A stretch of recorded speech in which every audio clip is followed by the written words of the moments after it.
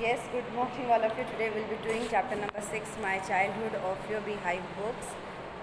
This is an extract taken from The Wings of Fire, written by former President APJ Abdul Kalam, who was not only the President of India but also a great scientist who had done great achievements in the field of science and technology.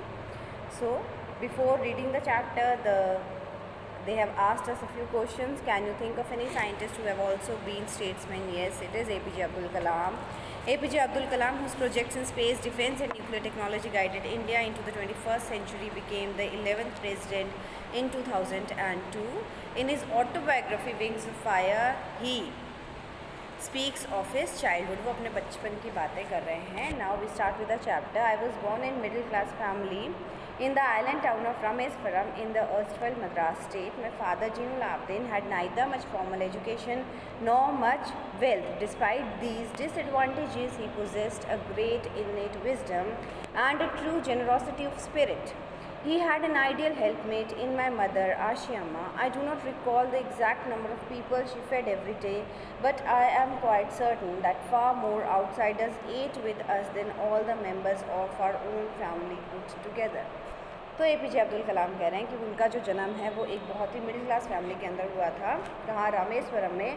और रामेश्वरम कहाँ रहा? पहले के मद्रास में. और अब मद्रास का जो नाम चेंज हो गया है चेन्नई, है ना. तो पहले जो चेन्नई का नाम था वो क्या था? मद्रास था. अब वो कह रहे हैं कि जिनुल आबदीन ने कभी भी स्कूल नहीं गए. उनके पास पढ़ाई लिखाई नहीं आती थी. He was not an educated man. ना ही उनके पास ज़्यादा पैसे थे.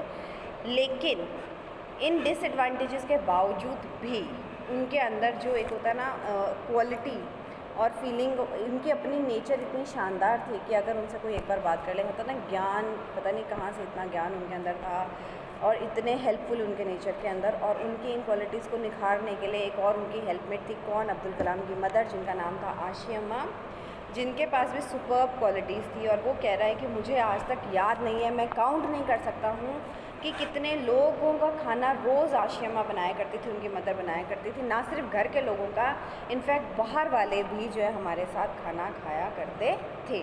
तो मतलब एक सब कुछ आ रहा है इसके अंदर. देखो, फैमिली बॉन्डिंग आ रही है. एक वो खुद कह रहा है कि वो मिडिल क्लास फैमिली को बिलोंग कर रहे हैं. मतलब of course they are not rich enough, एक अच्छी फैमिली को बिलोंग नहीं कर रहे हैं जिसके पास बहुत पैसा, फिर भी बाहर के लोग उनके साथ खा रहे हैं. दैट मीन्स अतिथि देवो भव. सो ऐसी फैमिली के अंदर जो है अब्दुल कलाम का जन्म हुआ और ऐसी फैमिली में उनका पालन पोषण है जो हुआ है. I was one of the many children, a short boy with rather undistinguished looks, born to a tall and handsome parents. We lived in our ancestral house, which was built in the middle of 19th century. It was a fairly large pakka house made of limestone and brick on the mosque street of Rameswaram. My austere father used to avoid all inessential comforts and luxuries. However, all necessities were provided for in terms of food, medicine or clothes. In fact, I would say mine was a very secure childhood, both materially and emotionally. अब वो अपनी थोड़ी सी बुराइयां कर रहे हैं. वो कह रहे हैं कि वो जब पैदा, वो सुंदर नहीं थे अब्दुल कलाम. उनका ये मानना है कि वो सुंदर नहीं थे, लेकिन उनके पेरेंट्स बहुत सुंदर थे. तो कह रहे हैं मैं बहुत, मतलब कुछ उनके पेरेंट्स के बहुत सारे बच्चे होंगे, तो कह रहे हैं मैं उन बहुत सारे बच्चों में से एक ऐसा बच्चा था जो इतने हैंडसम, इतने लंबे पेरेंट्स का बच्चा होके भी ना तो मैं देखने में सुंदर था और ना ही मेरी हाइट ज़्यादा थी. और जो वो है, उनका जो घर का एड्रेस उन्होंने बताया है, वो अपने पूर्वजों, एंसेस्ट्रल हाउस का मतलब क्या होता है, अपने पूर्वजों के घर के अंदर रहते थे, जो कि पक्का लाइमस्टोन और ब्रिक से बना होता था. और जो है ना मॉस्क स्ट्रीट रामेश्वरम की, वहाँ पे उनका घर था. और वो कह रहे हैं कि मुझे कभी भी मेरी लाइफ के अंदर बचपन में कोई भी कंफर्ट या लग्जरी नहीं मिली है ना, कि मेरी इच्छा है मुझे फ़ोन, मतलब कुछ भी चाहिए, XYZ, बहुत ही कोई टॉय चाहिए, टॉय मिल गया, ऐसा नहीं था. सिर्फ जो ज़रूरत है, हाँ, 2 जोड़ी, जितने कपड़े आपको चाहिए उतने कपड़े मिल जाते हैं. अगर आप बीमार हो जाते हो तो आपको दवाई मिल जाती है. That's it. 2 टाइम का आपको खाना मिल जाता है.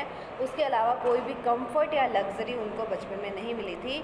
और शायद वो बोलते हैं कि उसी बचपन की वजह से मुझे लगता है मेरा जो चाइल्डहुड था वो बहुत सिक्योर था, है ना, कि मेरा कहीं भी, जब मेरे पास एक्स्ट्रा कुछ है ही नहीं तो मैं कहीं भटक सकता ही नहीं था. तो I had a very secure childhood.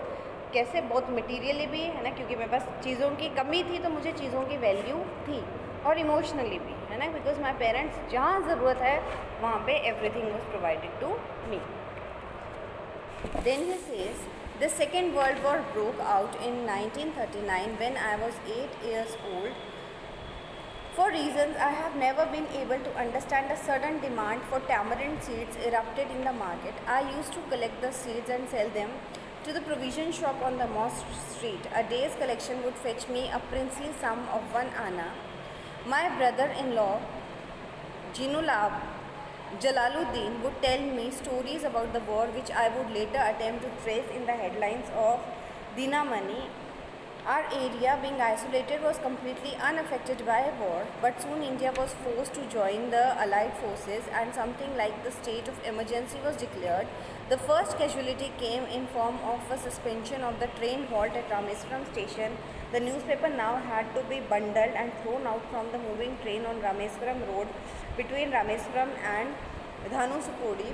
That forced my cousin Shamsuddin, who distributed newspapers in Rameswaram, to look for a helping hand to catch the bundles, and as if naturally I filled the slot. Shamsuddin helped me earn my first wages. Half a century later, I can still feel the surge and pride in earning my own money for the first time. अब कह रहा है कि 1939 के अंदर जो first world war है वो हो गया था, और उस टाइम जो अब्दुल कलाम है उनकी उम्र कितनी थी? मात्र 8 साल की थी। वो कह रहे हैं मुझे आज तक समझ में नहीं आया, लेकिन उस टाइम इमली के जो बीज होते हैं, इमली की जो गुठली होती है, उसकी अचानक से बहुत ज़्यादा ऐसे डिमांड होने लगी। क्या रीज़न था वो आज तक उनको समझ में नहीं आया। तो कह रहे मैं आदत थी, मैं इकट्ठी करता रहता था खूब सारी इमलियाँ, और उनकी जो बीज है वो मैं बेचता था। अब 8 साल का बच्चा जो बेच रहा है उसको एक आना कितना ऐसे समझ लो 74 बहुत ही कम, 1 पैसा उसको मिलता था। वो भी उसके लिए एक प्रिंसली सम होता है ना, बहुत ऐसा लगता है कि बहुत बड़े पैसे हो गए एक छोटे से बच्चे को जब वो पैसा मिल रहा है, तो वो भी उसके तरह था। तो वो कह रहा है क्योंकि रामेश्वरम जो है जहाँ ये रहते थे, तो छोटा सा इलाका है, तो वर्ल्ड वॉर को उसके ऊपर कोई इफेक्ट वैसे नहीं पड़ा। लेकिन हाँ, एक बार इंडिया के अंदर ऑफकोर्स वर्ल्ड वॉर उस टाइम पे इमरजेंसी डिक्लेयर हो गई थी, तो उसका फ़र्क ज़रूर पड़ा वहाँ पर। एंड सेकेंडली जो है रामेश्वरम के क्या ट्रेन रुकती थी वहाँ पे, और उसका एक कज़न था, उसका ब्रदर इन लॉ था, मतलब उसके जीजा जी होंगे जलालुद्दीन। वो उसको स्टोरीज़ बताते थे कि वॉर में क्या हो रहा है, क्या कैजुअलिटीज़ हो रही है, क्या सब हो रहा है। और वो एक न्यूज़पेपर आता था दीनामानी, वो उसके अंदर जो है वो पढ़ने की कोशिश करता था और रिलेट करता था कि क्या क्या हो रहा है और क्या नहीं हो रहा है। एक जो वॉर का जो इफ़ेक्ट पड़ा उनके गांव के ऊपर कि उनके गांव में पहले जो ट्रेन है वो रुका करती थी, लेकिन अब उस ट्रेन का हॉल्ट वहाँ पे बंद हो गया था, और जो न्यूज़पेपर है सुबह का वो उस ट्रेन के थ्रू ही आया करता था। तो ये डिसाइड किया गया कि जो न्यूज़पेपर हॉकर है वो ट्रेन से न्यूज़पेपर्स को फेंका करेगा, और अब्दुल कलाम का जो कज़न था शमसुद्दीन, वो शायद न्यूज़पेपर की डिलीवरी किया करता था। तो अब उसको ऑफकोर्स एक आदमी की ज़रूरत थी जो जब वो बंडल फेंका जाए तो उसको कैच करे, और रामेश्वरम और धानुसुकोडी करके कोई स्टेशन था, उसके बीच में वो बंडल को वहाँ फेंकते थे। तो वो ऑफकोर्स, और वो शायद पहली कमाई थी जो उनको अपने कज़न की हेल्प से करे, और वो कह रहे हैं कि इतनी सेंचुरीज़ के बाद में भी जो मेरी प्राइड, जो मुझे गर्व महसूस हुआ था मेरी पहली कमाई करके, वो मैं आज तक नहीं भूल सकता हूँ। Every child is born with some inherited characteristics who into a specific socio-economic and emotional environment and trained in certain ways by figures of authority. I inherited honesty and self-discipline from my father. From my mother, I inherited faith in goodness and deep kindness. And so I did my 3 brothers and sisters. I had 3 close friends in my childhood, Ramananda Shastri, Arvindan and Shiva Prakashan. All these boys were from Orthodox Hindu Brahman families. As children, none of us ever felt any difference amongst ourselves because of our religious differences and upbringing. In fact, Ramananda Shastri was the son of Pakshi Lakshman Shastri, the high priest of the Rameswaram temple. Later, he took over the priesthood of Rameswaram temple from his father. तो वो कह रहा है कि हर बच्चा जो है कुछ इनहेरिटेड क्वालिटीज़ के साथ पैदा। इनहेरिटेड क्वालिटीज़ कौन सी होती है? जो हमें हमारे पेरेंट्स से मिलती है ना। अब मैं एक एग्जांपल दूंगी, जैसे फनी, मतलब किसी के पेरेंट्स को शुगर होती है तो बच्चे के अंदर भी वो इनहेरिटेंस के अंदर वो शुगर भी आ जाती है। हम बहुत अच्छी चीज़, किसी के पेरेंट्स होते हैं बहुत मतलब होता है गुस्सैल होता है, तो बच्चा भी गुस्सैल हो जाता है, इनहेरिटेंट। तो अब्दुल कलाम को अपनी हेरिडिटरी के अंदर क्या मिला? उसने अपने फादर से ऑनेस्टी सीखी, सच्चाई सीखी, और सेल्फ डिसिप्लिन, एकदम डिसिप्लिन लाइफ उन्होंने जीना जो है वो सीखा कि अपने फादर से।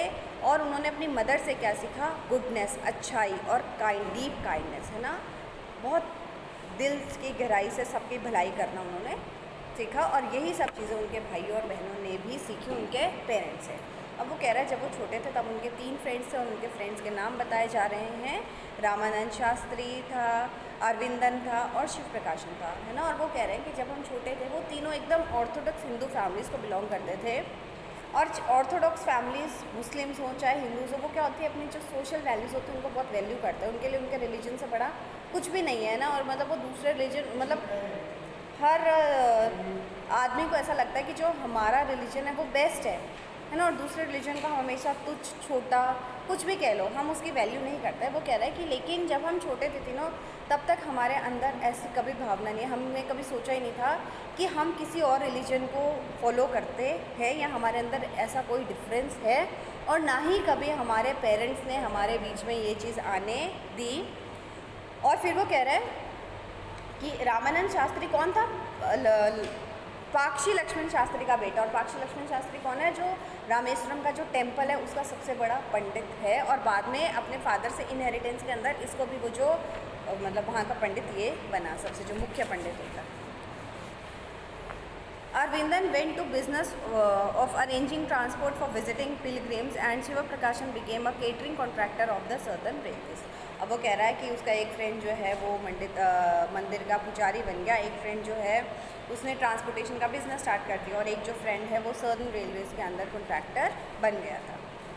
During the annual Sri Sita Ram Kalyanam ceremony, our family used to arrange boats with a temple to the marriage site situated in the middle of the pond called Ramatirtha, which was near a house. Events from the Ramayana and from the life of the prophet were bedtime stories my mother and grandmother would tell the children in our family. अब वो कह रहे हैं कि वहाँ पे हमेशा श्री सीताराम कल्याणम ceremony होती थी, जिसके अंदर ये क्या करते थे, बोट्स अरेंज करते थे। जो लोग वहाँ पे सेरेमनी को अटेंड करने के लिए आते थे, तो क्योंकि एक कोस्टल एरिया पे जो गांव है सिचुएटेड है, तो लोगों को आने के लिए बोट्स चाहिए ना, रोडवेज़ इतना ज़्यादा विकसित नहीं है, तो बोट्स ये लोग अरेंज किया करते थे। और जहाँ पे वो जो इवेंट प्लेस होता था वो इनके घर के पास ही हुआ करता था।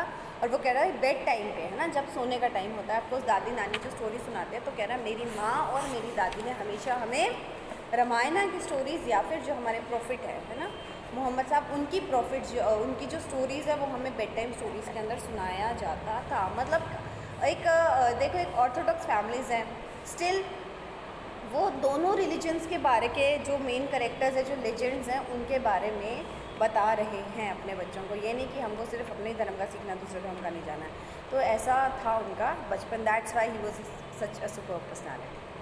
One day when I was in the 5th standard at the Rameswaram Elementary School, a new teacher came to a class. I used to wear a cap which marked me as a Muslim, and I was always sat in the front row next to Ramananda Shastri, who wore a sacred thread. अब वो कह रहा है कि एक दिन जब मैं 5th स्टैंडर्ड में था, हमारे स्कूल के अंदर एक नए टीचर आए।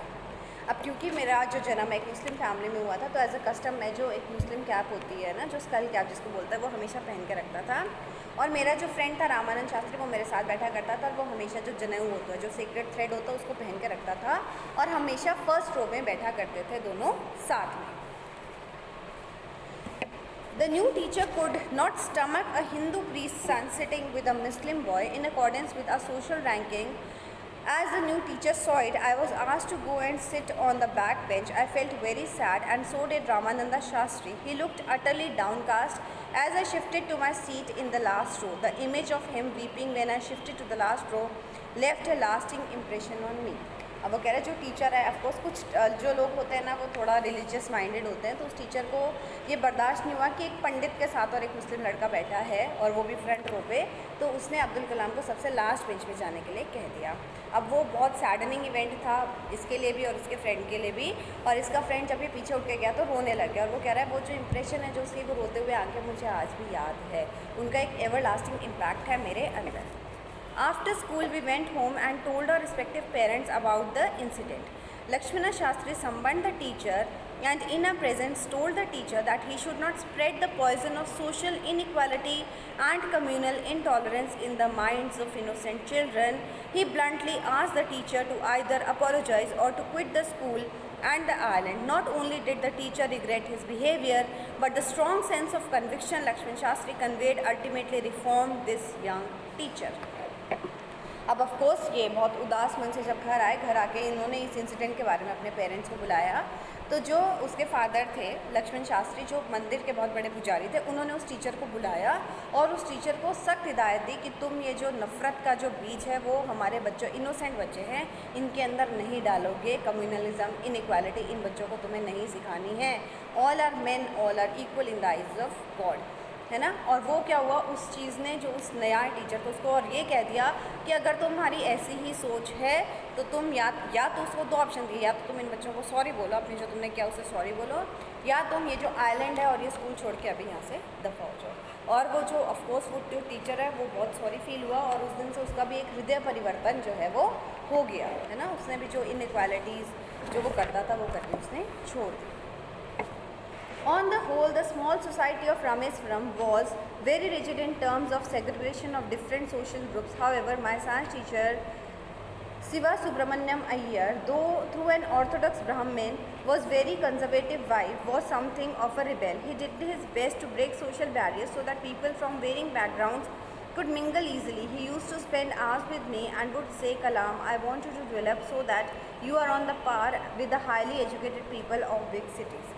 अब क्या कह रहा है कि आजाद, वैसे तो देखो जो गांव था हमारा ऑर्थोडॉक्स ही था, वो कह रहा है मुझे मेरे साइंस टीचर हमेशा याद आते हैं। और उनकी जो वाइफ थी वो बहुत ही ऑर्थोडॉक्स ही होते ना, धर्म जात पात को मानने वाली भयंकर। लेकिन जो वो साइंस टीचर था वो हमेशा चाहता था कि सब इन सब चीज़ों को भुला के सब आपस में एक साथ रहें।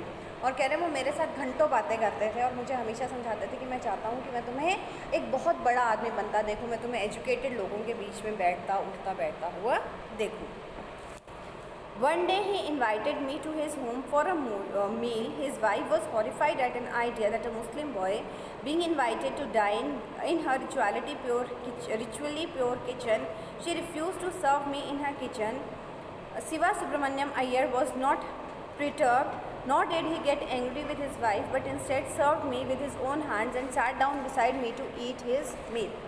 अब क्या, एक दिन इसके जो साइंस टीचर है इन्होंने इसको अपने घर पे बुलाया। अब जो इसकी वाइफ है वो कह रहा है कि एक मुस्लिम लड़का हमारे घर पे खाना खाएगा, मैं तो उसको खाना भी नहीं खिलाऊंगी और ना ही मैं उसको अपने किचन में एंट्री दूंगी। तो जो साइंस टीचर है वो ना तो गुस्सा हुआ और ना ही उसने कोई वो किया, उसने इसको बिठाया और उसके पास खुद बैठ गया और खुद इसको खाना डाल दिया his own hands and sat down beside me to eat his wife. His wife watched us from behind the kitchen door. I wondered whether she had observed any difference in the way I ate rice, drank water or cleaned the floor after the meal. When I was leaving his house, Siva Subramaniam Iyer invited me to join him for dinner again the next weekend. Observing my hesitation, he told me not to get upset. Once you decide to change the system, such problems have to be confronted. When I visited his house the next week, Siva Subramaniam Iyer's wife took me inside her kitchen and served me food with her own hands. ठीक है, अब वो कह रहा है जब हम खाना खा रहे थे तो उसकी जो वाइफ है वो पीछे से हमें देखे जा रही थी। तो क्या मैं सोच रही थी क्या ऑब्जर्व करना चाहती है, क्या मैं चावल अलग तरीके से खाता हूँ, मैं पानी अलग तरीके से पीता हूँ, या मैं खाना खाने के बाद में सफाई अलग तरीके से करता हूँ, सब कुछ सेम ही तो है। और कह रहा है कि जब मैं बाहर जाने लगा तो मुझे मेरे साइंस टीचर ने दोबारा खाने पे इनवाइट किया डिनर के लिए 1 हफ्ते बाद। तो ये थोड़ा सा हेजिटेट हुआ क्योंकि इसको समझ में आ गया था कि उसकी वाइफ को पसंद नहीं है। तो सिवा उसके जो साइंस टीचर है वो उसको बोलते हैं कि जब हम कुछ चेंज करना चाहते हैं तो ये छोटी मोटी प्रॉब्लम्स हैं, इनको फेस करने के लिए हमें तैयार रहना पड़ेगा। और जब नेक्स्ट टाइम वो उसके घर पे खाना खाने के लिए जाते हैं तो उनकी वाइफ जो है वो खुद उसे अपने हाथ से खाना परोसती है और अपने किचन में ही बिठाती है। Then the Second World War was over and India's freedom was imminent. Indians will build their own India, declared Gandhiji. The whole country was filled with an unprecedented optimism. I asked my father for permission to leave Rameswaram and study in the district headquarters of Ramanathapuram. अब जो second world war है वो ख़त्म हो गया था, India अपने freedom के लिए एक रास्ता बना चुका था। गांधी जी ने कह दिया था कि अब हम अपना जो भारत है खुद निर्माण करेंगे, जिससे कि हर सबके अंदर एक अच्छी ऑप्टिमिस्टिक वाली फीलिंग, पॉजिटिव वाली फीलिंग आ गई थी। और उस टाइम इसने अपने फादर से परमिशन ली कि ये रामानाथपुरम में जाके अपने एजुकेशन को फर्दर जो है कंटिन्यू करना चाहता है। He told me as if thinking aloud, Abu, I know you have to go away to grow. Does the seagull not fly across the sun alone and without a nest? He quoted Khalil Gibran to my hesitant mother, your children are not your children. They are the sons and daughters of life's longing for itself. They come through you but not from you. You may give them your love but not your thoughts for they have their own thoughts. तो कितनी अच्छी बात उसके father ने समझाई कि तुम्हें जाना ही पड़ेगा बेटा, क्योंकि जो एक सीगल होती है ना, उसको उड़ना ही पड़ता है बिना, अब वो तो नहीं है ना कि जहाँ भी वो जाएगी उसका नेस्ट उसके साथ साथ जाएगा, बिना नेस्ट के उसको उड़ना पड़ता है सूरज की तपती लौ के अंदर, तभी वो जो है वो उसको मिलेगा। और ऑफकोर्स जो उसकी मदर है वो बहुत हेसिटेंट हो रही थी, बहुत संकोच कर रही थी, बेटा बाहर जा रहा था। तो उसके फादर उसकी मदर को समझाते हैं कि तुम्हारे बच्चे नहीं, एक्चुअली में वो तुम्हारे बेटा बेटी हैं, वो तुम्हारे थ्रू पैदा हुए हैं, लेकिन ऐसा नहीं है कि वो एक लाइफ को जीने के लिए पैदा हुए। इनकी आगे है ना, ये ज़रूरी थोड़ी है कि हम अपने पेरेंट्स के प्रति जो हमारी जिम्मेदारी उसी को पूरा करते रहेंगे, हमें उनकी लाइफ में आगे बढ़ना है। वो कह रहे हैं कि हम उनको प्यार दे सकते हैं, लेकिन हम उनके ऊपर अपने विचार नहीं थोप सकते हैं। ये ज़रूरी नहीं है कि जैसा हम सोचते हैं वैसा ही हमारा बच्चा सोचेगा। उनकी अपनी फ्रीडम है, उनकी अपनी सोच है, उनकी अपनी आज़ादी है। तो ऐसी सोच वाले पेरेंट्स हों अगर, तो ऑब्वियसली जो बच्चा है वो एक सुपर पावर आदमी ही बनेगा, जैसे कि Abdul Kalam. So such a nice story, such wonderful parents Abdul Kalam possessed. और उनकी पूरी लाइफ के अंदर हमें उनकी जो अपब्रिंगिंग है वो कहीं ना कहीं दिखती रही, उनकी सिंप्लिसिटी, उनकी हर एक बात, उनका नेचर, उनका ज़ील, उनका एंथुजियाज़म, उनकी पूरी जो चाइल्डहुड जर्नी है, एवरीथिंग वॉज, है ना। हमारा जो अपब्रिंगिंग होती है बहुत फ़र्क होता है। अगर कोई बुरा होता है तो मतलब सीधा पेरेंट्स पे आ जाता है कि कैसे पेरेंट्स हैं, कैसे संस्कार दिए हैं। तो यहाँ पे जो संस्कार है वो हमें बहुत बखूबी दिखे हैं APJ अब्दुल कलाम के through out the journey of his life. I hope all of you like this chapter and understood this chapter, and all of you will try to inculcate all these good habits, है ना। We will leave aside inequality, social differences and everything, and we all will mingle with each other, and we will lead a peaceful and a happy life with all people of all caste, all religions together, and together always. So have a good day all of you.